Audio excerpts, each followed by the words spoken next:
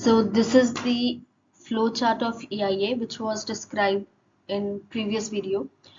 So in this video we will discuss the steps of EIA which is shown in this flow chart in the detailed manner. So I discussed this flow chart in previous video. I'll provide the link of that video above. So there are 8 stages in the EIA process, namely screening, scoping, impact analysis and prediction, impact mitigation, reporting, review of EIA, decision making, and post monitoring. So first of all, let's study about proposal identification. The proposal identification stage in the EIA process is critical as it sets the groundwork for evaluating the potential environmental impacts of a proposed project. Now this stage it involves several key decisions and considerations which ultimately influence the scope and direction of the subsequent assessment stages. Now, what key decisions are made at this stage? Decisions are made regarding the location of the development, like determining the most suitable location for the proposed development is a crucial step. This decision involves evaluating various sites based on environmental, social, economic, and technical factors. And what considerations we need to take into account at this stage: proximity to sensitive ecological areas, availability of infrastructure and resources, potential impact on the local communities and land use. Then decisions are also made regarding the layout and design of the development. The design and layout of the development are planned to optimize functionality while minimizing the environmental impacts. Now, this involves considering the physical arrangement of structures, facilities, and other components. And during this uh, layout and design of the development part, you will take into considerations like efficient use of land and resources, integration with the surrounding environment, implementation of sustainable design principles, potential for mitigating adverse environmental impacts, advantages and disadvantages of the alternatives should also be investigated at this stage. So let's move on to the stage 1 of EIA. So first stage is the screening stage of EIA. It is the initial stage of the EIA process. It involves determining whether a proposed project requires a full EIA based on its potential environmental impacts. The outcome of the screening process is a critical decision, either to proceed with the EIA if significant environmental impacts are anticipated, or to go without the EIA if no significant impacts are expected. In the context of Category B projects, screening is particularly relevant. Category B projects are those that may have some adverse environmental impacts, but these impacts are typically less significant and more manageable than those associated with Category A projects. Therefore, the screening process helps decide if the potential impacts of a Category B project warrant a full EIA or if they can be addressed through simpler measures. Category B projects are further divided into two types, Category B1 and B2. B1 project require EIA report, whereas B2 projects, they do not require EIA report. So what is the purpose of screening? Why should we go for screening? In order to determine the level of impact of the proposed project or development or initiative, we should go for screening. Let's understand with the help of examples. Like when we look at major development projects, especially those involving natural resources such as mining, hydroelectric dams, or oil extraction, we can say for certain that they will require an environmental and social impact assessment because their impact would be larger, it will be at the greater spatial extent. On the other hand, while the development of a tourism project, it may seem low risk at first. A second look could reveal that the project requires large amount of drinking water, energy, removal of endangered flora, fauna, and will result in extensive waste production. It may further lead to increased road and air traffic to deliver supplies, visitors, workers. Finally, the impacts of project could change over the time. So thus, during screening step as well as the whole EIA process, impacts are considered over the lifetime of the project from the construction phase through to operation phase and up to the closing phase. How is the screening conducted? To determine whether or not the project requires an EIA, project proponents can assess the project based upon a set of criteria determined by the designated agency. Various set of questions would be there which you can use to quickly assess the project proposals. These questions are designed so that a yes answer will generally point toward the need for EIA and a no answer to one not being required. So these are the set of questions with the help of which you can assess. Like first is, will there be a large change in the environmental conditions? Will the effect extend over a large area or over a small area? Will the people be affected due to the project or not?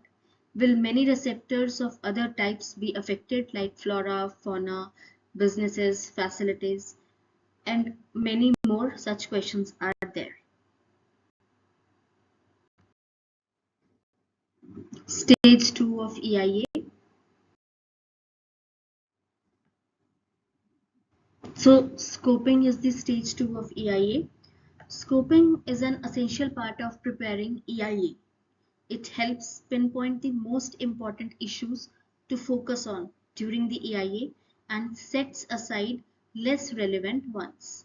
A good scoping study ensures that only the necessary elements are included, avoiding unnecessary ones, and ensuring important aspects are not missed.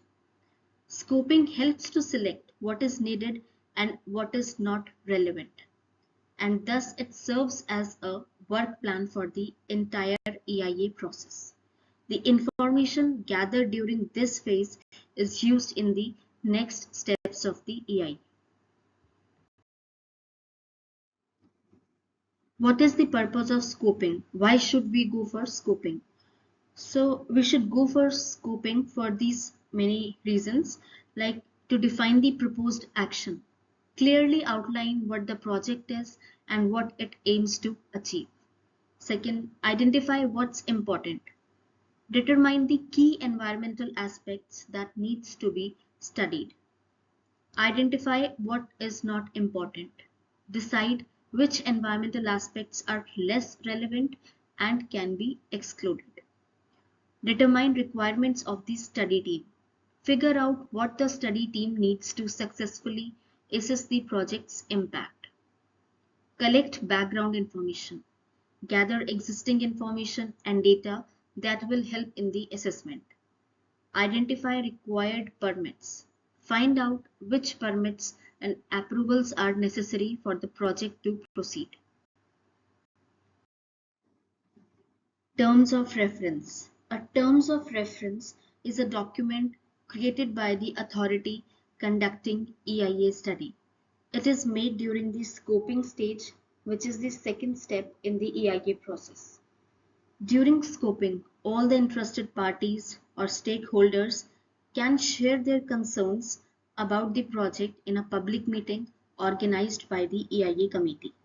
After discussions, the final list of concerns and guidelines are put together and sent to the ministry as the terms of reference. The terms of reference, it is a crucial document because it provides the guidelines for the EIA study. The contents of terms of reference are as follows. First is project proponent, who is in charge of the project.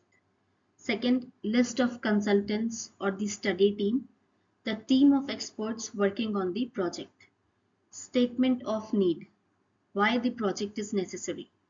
Project description or concept, what the project is about. Project options, different ways to carry out the project. Description of existing environment. Current state of the environment where the project will take place. Baseline information on the proposed location. Basic facts about the project site. Project location and existing land use. Where the project will be and how the land is currently used. Potential significant impacts. Major effects the project might have on the environment. Mitigation and abatement measures. Steps to reduce negative impacts. Residual impacts. Any leftover impacts after mitigation. Environment management plan. Plan for managing environmental issues during and after the project. Stage 3 of EIA. Impact analysis and prediction. Impact assessment refers to the detailed evaluation of the environmental and social impacts of the planned project and identified alternatives compared to the baseline conditions. Means it is a detailed look at how a planned project will affect the environment and society as compared to the current situation. The goal is to understand different options and choose the best one.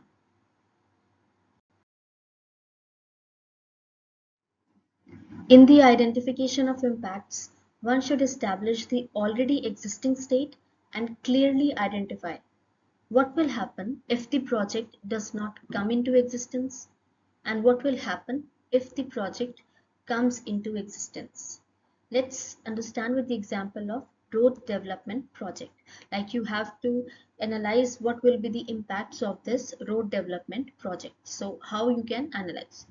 So when road development project will take place at any area, so some of the direct impacts will be there and some will be indirect impacts. So direct impacts are caused by the road itself. That is to say by road building processes such as land consumption, removing plants and trees, cutting through farmland. Whereas indirect impacts are more difficult to measure but can ultimately be more important. Over time, they can affect largest geographical areas of the environment than thought. Examples include water pollution. The land cleared for the new road can erode, causing nearby water sources to become polluted. Another common indirect impact associated with new roads is increased deforestation of an area, stemming from easier transportation of logs to market or the influx of settlers, because if road will be built over there, so it will be more easier for people to settle over there, so influx of settlers will be more at such place. Moreover, when roads will be built, so it will be easier to transport logs to the market. As a result, deforestation will be more. Considerations in impact prediction, like what all things you need to take into consideration, you need to take into account when you are predicting impact of the proposed development or the project. Let's start with magnitude of impact. Now, what is this magnitude of impact? Let's understand it with the example of a construction project, like building a new highway. So magnitude of impact, it refers to how significant the environmental changes will be. For example, clearing a large forest area for the highway would have a high magnitude of impact because it affects a big area and many species. On the other hand, if the construction only involves a small area with minimum vegetation, the magnitude of the impact would be lower. Severity of each potential impact. This refers to how serious environmental changes from the construction project are. For example, high severity, if the construction leads to the destruction of habitats for endangered species, the severity is high because it could threaten their survival.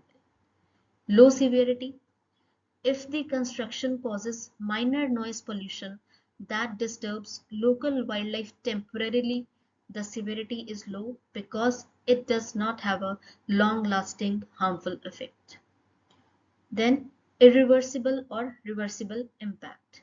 Irreversible impact. Suppose the construction involves draining a wetland.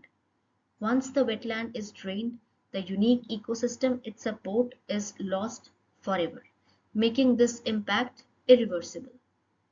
Reversible impact. If the construction results in temporary soil erosion, but plans are in place to replant vegetation and stabilize the soil after construction, this impact is reversible. Over time, the environment can recover. Estimate potential rate of recovery. This is an estimate of how long it will take for the environment to bounce back after the construction is completed. For example, if a construction project temporarily disrupts a river flow, but measures are taken to restore it, the river might recover in a few months to a year. Conversely, if a large area of forest is cut down, it might take decades for the forest to regrow and for the ecosystem to fully recover. Moving on to second one, extent of impact. Spatial extent or zone of influence. This refers to the area that is affected by an impact. Site specific or limited to the project area, the impact only affects the immediate area where the project is located. Local impact, the impact affects the surrounding community or nearby areas. Regional impact, the impact affects a larger area such as multiple communities or a part of a state or province. National impact, the impact will affect the entire country. Moving on to next, duration of impact. An impact that generally lasts for only 3 to 9 years after project completion may be classified as short term. Impact which continues for 10 to 20 years may be defined as medium term, and impacts that last beyond 20 years are considered as long term. Then last one is significance of impact, means how important or meaningful the impact is. Value or amount of impact, how big or small the impact is measured in specific terms. Analysis of alternatives. The analysis of alternatives is carried out to identify the best option for achieving project goals. This involves choosing the option that is most environmental friendly, cost effective, and safe. The analysis considers various factors such as technology, what methods or tools will be used, site, where the project will be located, material used, what materials will be needed, design, how the project will be structured and planned. Stage 4 of EIA. Impact mitigation. Mitigation refers to minimizing or avoiding the described impacts. So this stage suggests actions to avoid and reduce negative impacts that have been predicted. Essentially, mitigation measures are responses to the results of the impact assessment and should address all the identified areas of concern.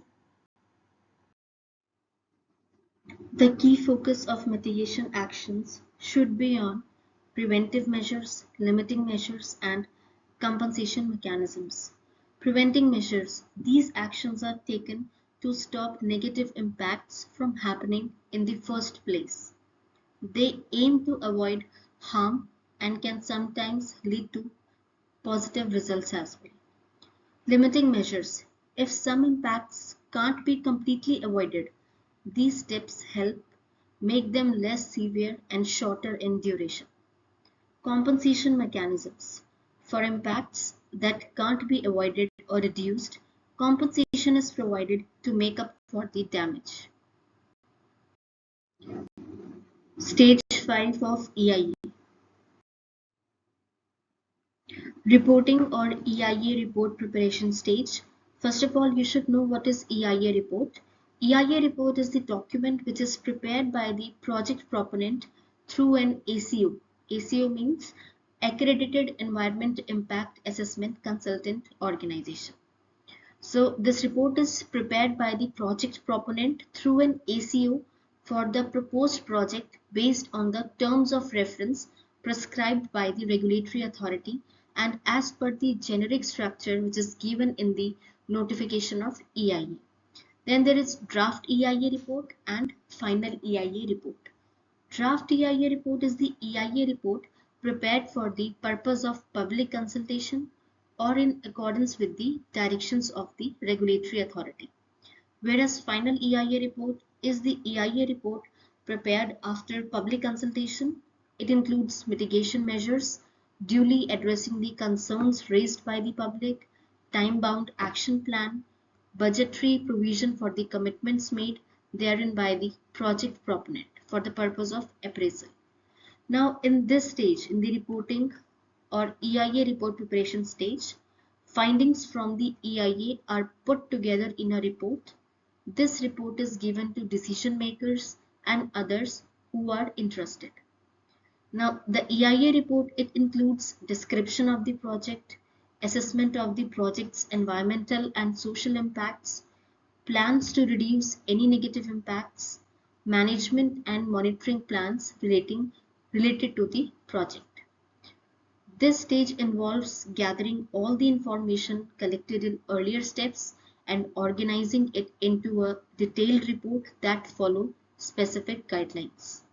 The EIA report is a compilation of several important project components, including the project description, assessment of its environmental and societal impacts, mitigation measures, related management, and monitoring plans.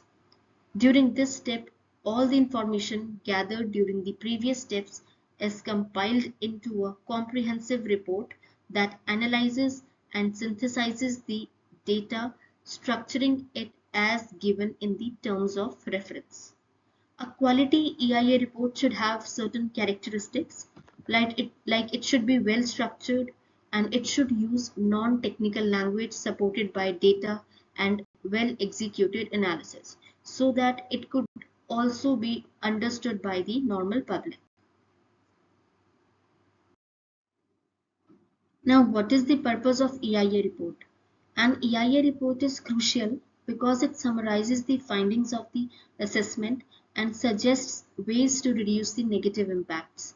This report helps decision makers understand the effects of a proposed project or activity. For the report to be useful, it needs to be complete, clear, unbiased, accurate, and consistent. This can be challenging since it involves many people, various types of impacts, and different mitigation plans.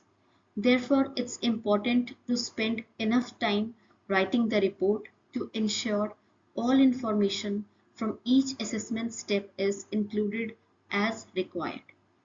Once the report is submitted, authorities review it to see how well the project addresses the significant environmental and social impacts, and then they decide if the project should get a clearance or not. Structure of EIA report. The general approach to creating an EIA report involves organizing and interpreting the collected information, such as research findings, to explain why certain mitigation measures and project changes are recommended. The structure and interpretation of the report are based on the terms of reference, which outline the specific requirements for the project. These terms of reference guidelines can differ depending on the funding organization and country. The project team and its consultants compile the EIA report according to the terms of reference identified during the scoping stage. Team members collaborate to systematically gather, analyze, and organize all the data and plans developed in earlier steps into a clear and concise document.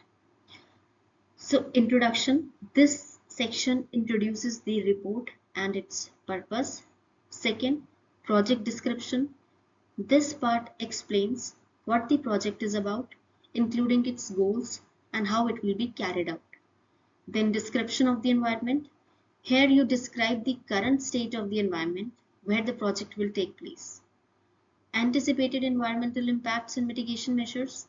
This section predicts how the project might affect the environment and suggests ways to reduce any negative impacts. Analysis of alternatives. This part looks at different ways or places to do the project to find the best option with the least environmental impact. Environmental monitoring program. This explains how the project's environmental impacts will be tracked over time. Additional studies. Any extra studies or research that was done to support the assessment is included here. Project benefits. This section outlines the positive outcomes the project is expected to bring. Environmental cost benefit analysis.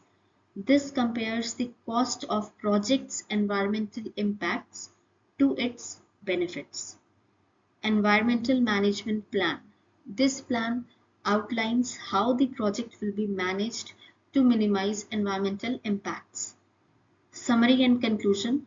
This part sums up the findings of the EIA report and can be used for the executive summary. Disclosure of consultants engaged. This section lists the experts and consultants who helped preparing the report. Stage 6 of EIA. Review of EIA. Review is the final step to ensure the quality of the EIA report submitted for a project license or clearance. When the EIA report is submitted, designated authorities carefully examine it. They assess the methods used, data, interpretations, measures, and conclusions to understand the project's environmental and social impacts. Their review determines whether the project adequately addresses these impacts and risks. Based on this, they decide whether to grant a clearance or request changes to the project. Even a high quality EIA might result in the project not being approved due to identified impacts. Often the review process requires more information on potential impacts, mitigation measures, or other aspects. What is the purpose of review? The review is carried out to confirm quality of the information and the methods used in EIA and to verify that the EIA report is addressing all the relevant mitigation measures as well as the impacts of the projects. So the key objectives of EIA review is to assess the adequacy and quality of EIA report, take into account the comments which have been given by the public, determine if the information which is supplied is sufficient or not in order to make the final decision, identify any deficiencies that must be addressed before the report can be submitted to the higher authorities. Stage 7 of EIA. Decision making stage of EIA. This stage is crucial because it determines whether a proposed project is rejected, approved, or required modification. Environmental impact statement is a comprehensive document that outlines the potential environmental effects of the proposed project. It includes data analysis and findings from the earlier stages of the EIA process. Decision makers thoroughly review the EIS to understand the scope and significance of the project's environmental impacts. At this stage, it is essential for the EIS to be made available to a wide range of stakeholders, including statutory consultees, the public, and other interested parties. Statutory consultees are the government agencies and authorities with a mandate to provide expert opinions on the environmental matters. Public participation ensures transparency and allows community members to voice their concerns or support for the project. Decision makers must take into account all the relevant environmental information, which includes the environmental impact statement, feedback from statutory consultees, public comments, and any additional studies or reports. This holistic review helps ensure that all the potential environmental impacts are considered before making a decision. The final decision is documented and communicated to the project proponents and stakeholders.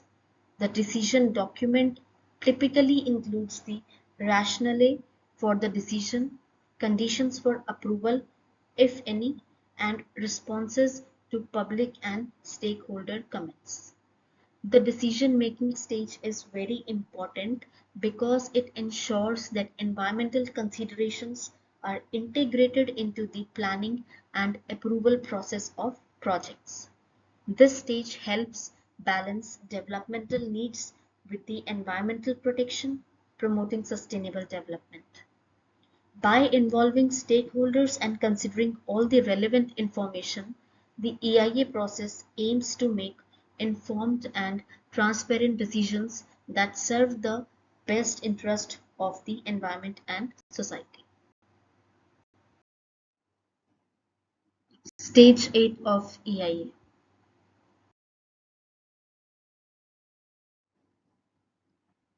Post-monitoring stage of EIA. This is the last stage of EIA process.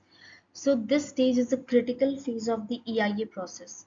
Its primary purpose is to ensure that the environmental impacts of a project are within legal standards and that the mitigation measures proposed in the EIA report are effectively implemented. So during this stage, the project is evaluated to ensure that its environmental impacts do not exceed the legal thresholds set by the environmental regulation and standards. This is crucial to avoid legal penalties and ensure environmental protection. Moreover, it is verified that the mitigation measures, as described in the EIA report, are being implemented as planned or not. These measures are designed to minimize or eliminate negative environmental impacts. Then further information collected during monitoring activities provides data on the actual environmental impacts of the project. This includes air and water quality measurements, noise levels, biodiversity impacts, and many more. The data collected helps assess whether the mitigation measures are not only implemented but they are also effective. If certain measures are found to be ineffective, adjustments can be made to improve their performance. The post-monitoring stage allows for adaptive management, where ongoing feedback from monitoring results can lead to changes in project operations or additional mitigation measures. This stage ensures continuous improvement in environmental management practices by learning from the implementation phase and making necessary adjustments. So this was all. So we studied about the different stages of EIA.